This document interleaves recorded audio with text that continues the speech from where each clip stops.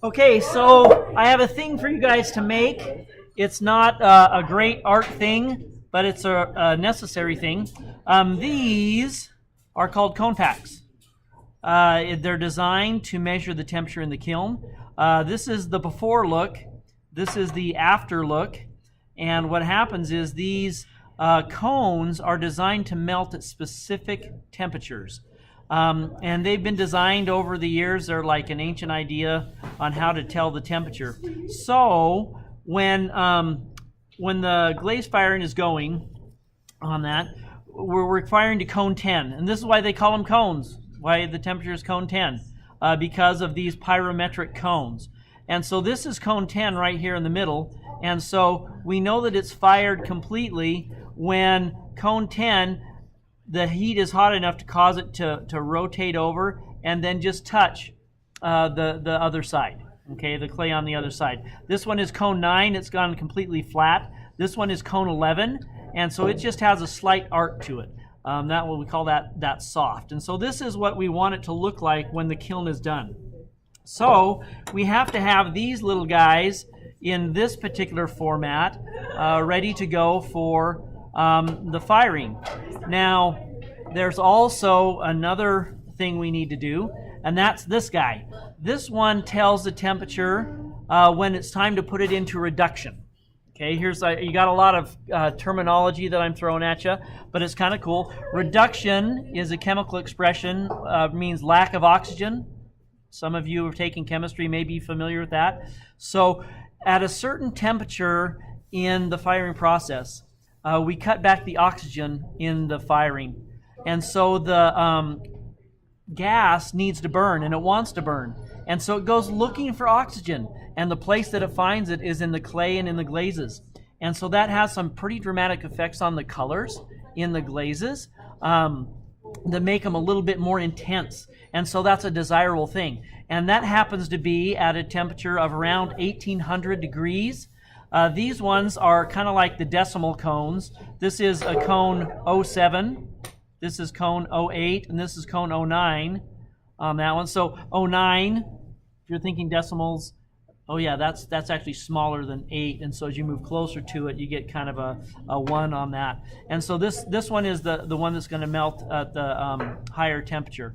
And so this one right in the middle, that's around, as I said, around 1800 degrees.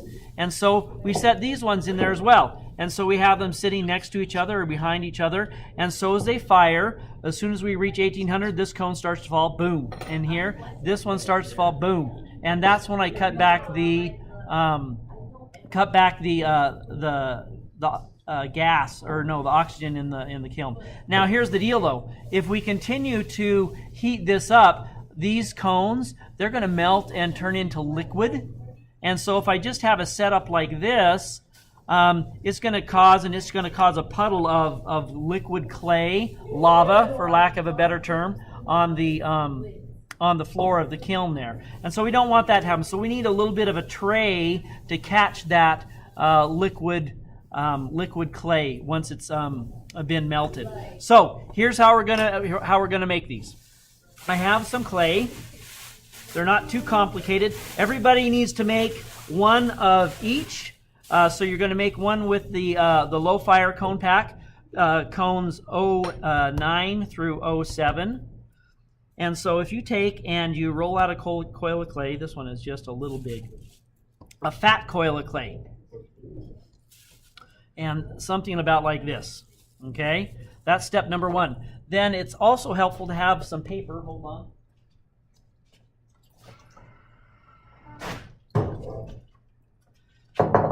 Okay, so set it on a paper and then just take it and press and pull out with your thumb like this, and that's going to help make the little tray part. And then you can kind of mold it and shape it a little bit so it'll catch the clay, so it doesn't just pour on out. And so I'm just turning up these edges a little bit.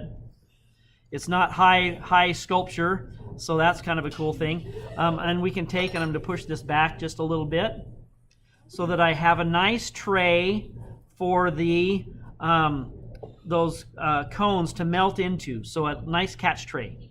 Okay, now I got to remember which one is which, and we got to go in the right order. So this one is an 07, and it doesn't matter which side to start on. And so I'm going to put that in here like that. So when it falls, it'll fall right into this area. Then this is cone 08.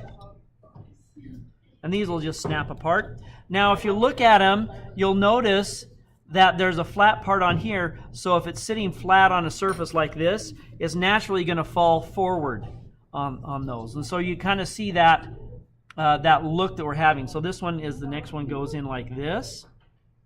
And you just squish them in. And then last one I have here is 09. And so I'm going to put that in right here. And I'm going to build the clay up around it a little bit. So we're ready to go. Next I need a needle tool. I had one here a second ago. There we go. And this is where it gets kind of tedious. But I need to make sure that there's no air bubbles. The last thing I need is clay exploding all over somebody else's glaze project. Now if we poke these holes inside the clay like this, I could put this cone pack into the kiln even if the clay was wet, because all of the moisture would evaporate out of it in the firing. And so that's why we put the holes in it. Also, it helps, like I said, find air bubbles. We don't want this thing to explode by any means when it's being fired. And so that's the deal. And then we got to put holes over the whole thing. You'll notice that this one has a great number of holes in it. And so that's what we're going to do. I'm going to break off from this one. I'm going to finish this one off later. The next thing that I need you to do is make a cone pack for the high fire stuff.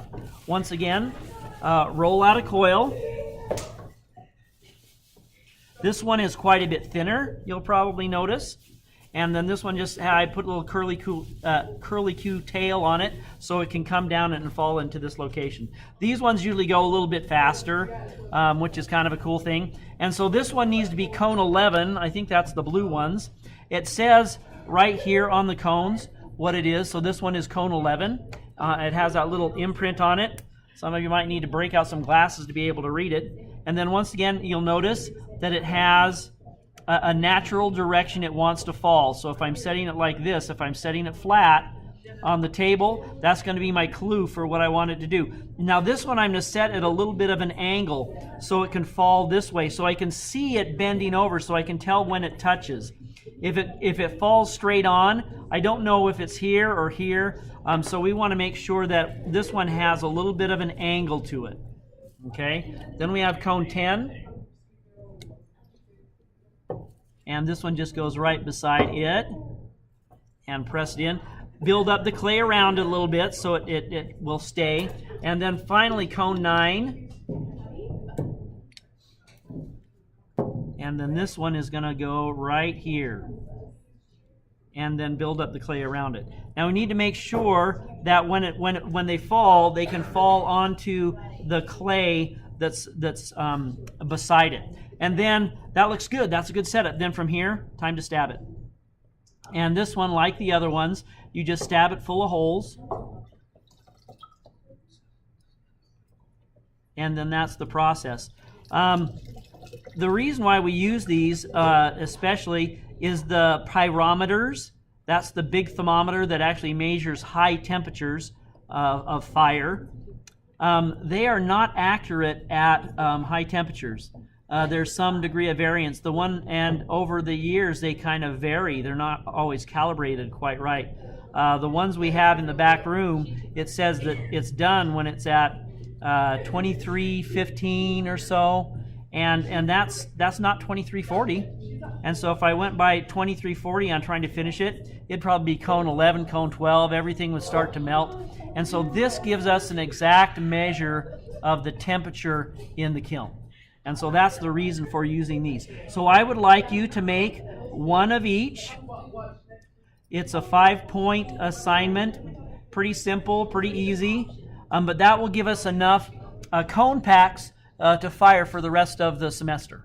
And that's why we do that. That way it's not a burden on any one person, Mr. Moffat or myself, but we can also teach you a little bit about how you fire a kiln and some of the things that are happening with it. And that's about it. So make Make one of each of these. The cones I'll put just out so you can grab them out of the boxes. They have the numbers on the sides, and just make sure that you make them in the right fashion. Thanks.